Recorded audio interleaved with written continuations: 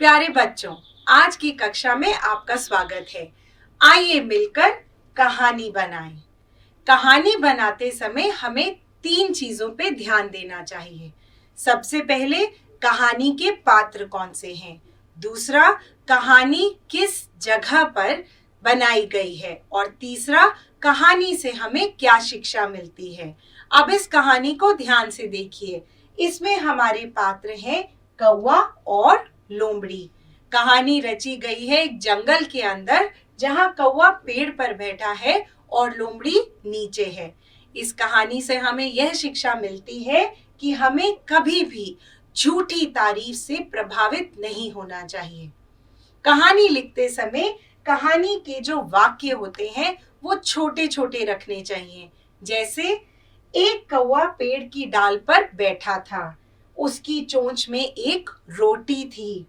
तभी एक लोमड़ी उधर से आई, उसने कौवे की चोंच में रोटी देखी तो उसके मुंह में पानी आ गया। इस तरह से कहानी को आपस में संबंधित वाक्यों के साथ बनाना चाहिए।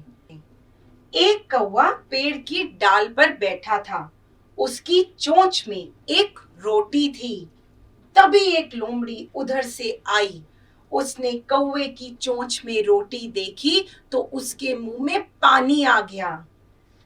वह कौवे से रोटी छीनने का उपाय बनाने लगी। उसने कौवे से कहा, कौवे भैया, तुम्हारी आवाज बहुत मीठी है, मुझे एक गाना सुनाओ ना। लोमड़ी की बात सुनकर कौवा बहुत खुश हुआ। उसने बिना सोचे समझे काव काव करना शुरू कर दिया और जैसे ही मुंह खोला वैसे ही रोटी जमीन पर गिर गई। लोमड़ी इसी मौके की तलाश में थी। उसने जमीन पर पड़ी रोटी झट से उठाई और वो भाग गई। आइए अब एक और छोटी सी बहुत रोचक कहानी इस वीडियो में देखते हैं। खरगोश और कछुआ। एक बार एक जंगल में खरगोश और कछुए के बीच में अपनी चाल को लेकर बहुत लड़ाई हो गई। तय ये हुआ कि दोनों दौड़ लगाएंगे।